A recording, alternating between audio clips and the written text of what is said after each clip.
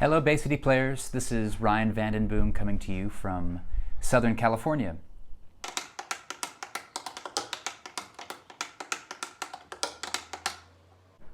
I'm excited to share with you some of the ins and outs of becoming a theater professional. Before I go into all that, I'd like to share with you some of my experiences at the Bay City Players. When I was a young man growing up in Bay City, I got to participate in a couple of productions at the Bay City Players as an actor, and I went on to direct multiple youth theater productions, and most recently shared my talents as a choreographer for such productions as Nice Work If You Can Get It and Cabaret, seen last summer. As a professional, I have had the honor of performing on Broadway in 3 shows. I made my Broadway debut in 2012 in the revival of Annie. And then I went on to perform in a show called Something Rotten. And my most recent Broadway endeavor is a show called BANDSTAND that I did in 2017. After BANDSTAND, I went to Chicago to perform in the show called Hamilton. You might have heard of it. And I've gotten to meet many, many wonderful collaborators and enjoy such a fulfilling career learning from so many wonderful theater professionals.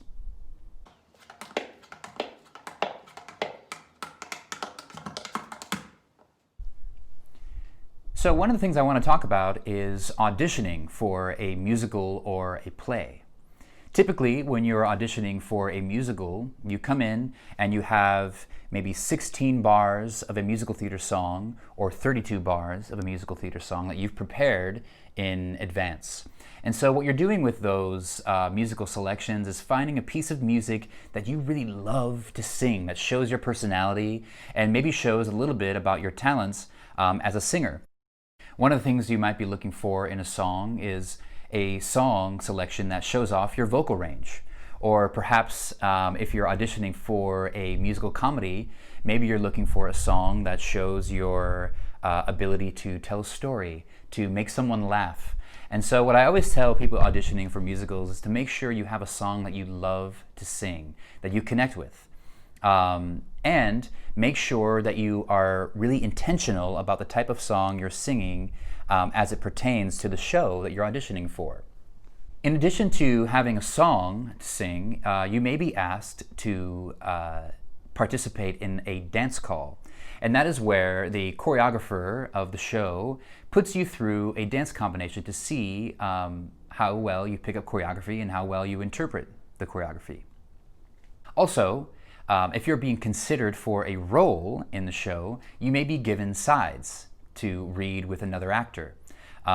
They may give you a scene from the show, and you're asked to either prepare the scene beforehand, or sometimes they give it to you right when you're in the room, which is called a cold read. And you're being asked to perform the scene and give your rendition of the scene for the director. Now, if you're lucky enough to get a callback for your audition, that means that the creative team sees something in you that they really, really like.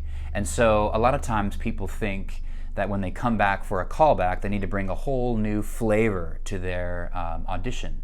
However, I usually ask performers to refrain from that mentality, because chances are, if you got the callback, that means they saw something in your initial audition that they really, really liked.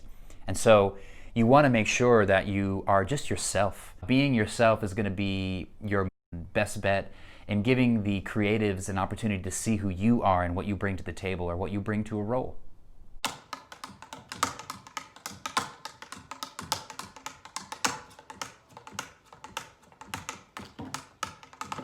In preparing for a professional career in the theater, I received a Bachelor of Fine Arts from New York University in theater, a 4-year degree.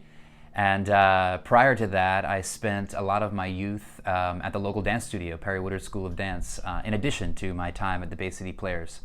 And the number one thing that I can tell you through all my experience, both as a student of theater and as a professional in the theater, is collaboration is key. And so therefore, listening is such a huge aspect of any learning endeavor and any collaborative endeavor. And so I always want to pass on to young folks who are looking to pursue a career in theater that they develop a really keen ability to collaborate with many other people and to listen to multiple voices in the room, because in turn that will infuse your work with many different perspectives and create the most colorful performance for an audience. A lot of people have questions about how much dance training you should have versus how much vocal training or acting training, and the truth is you really want to be training in all three, because no matter at what level you are in each of those disciplines, it's going to make you a more dynamic performer if you're able to dance as well as you sing or sing as well as you act. I know for me personally, I've made my career mostly through my proficiency in dancing. But if I only was a dancer, then it would definitely limit the types of shows that I would be in the room for. And so what I always encourage people to do is keep those gears turning in all three so that you are prepared for anything that a creative team is going to ask you to do, whether it be a vocal solo or a monologue or a very specialized dance moment. No matter where you're at, you always have room to improve. I know personally, I am always looking to improve and train. And so I always encourage people to keep training. No matter what level you're at, there's always room for improvement. In fact, I don't often like to think of the three disciplines as separate: singing, dancing, acting. The truth is, in the musical theater, in really great musical theater writing and musical theater performances, all three of those elements complement the others.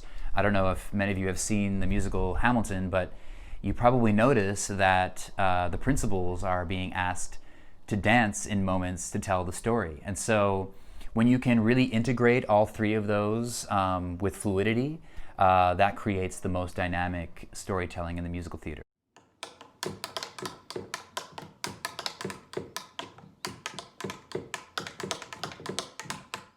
Living in a big city like New York City certainly comes with its multitude of challenges. Number one probably being just simply the costs of living. And so throughout my time in New York City, I've become very savvy in how to navigate that. One thing that is pretty typical of the New York City lifestyle is having roommates. And so having gone to New York University, I developed a huge community of theater professionals, of which we collaborate with each other, but also we find tools and ways to survive in the city. In addition to the challenges of living in New York City, there also is this innate vibrancy because there are a lot of performing artists and artists in general. In New York City, there is this energy that is hard to duplicate in other places. And so I find myself oftentimes being so inspired by the streets of New York City. It's the reason why I've called it my home for 12 years. There is this sort of eagerness and desire to connect that is not always available to people in other places, in other cities. And so I really love living in New York City, and even though I'm not there right now, a part of me is there at all times.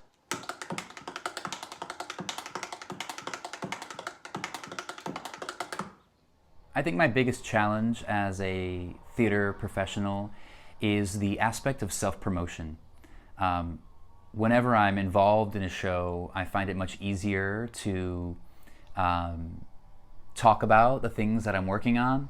It's when I'm in between shows and still working at my craft that I have a hard time self-promoting myself.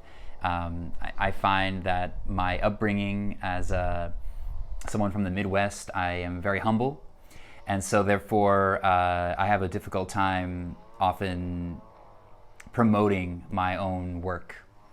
I think one of my positive attributes is being a great listener.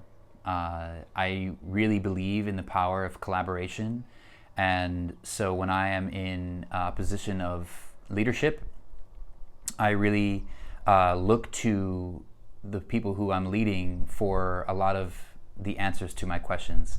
And in fact, I think the the job of a leader is to ask the right questions, and so as a group you create the solutions, and therefore everyone feels like they're a part of it, and everyone feels like their voice is being heard. And so that's something that I think I do very well, and something that brings me a lot of joy. And I think it goes a long way, especially in the theater community. Thank you so much to the Bay City Players for asking me to participate in this interview and this opportunity to engage with you all. I hope that there was some great nuggets that you'll be able to take with you on your journey, and I hope that you are all safe and well and find peace. Thank you so much.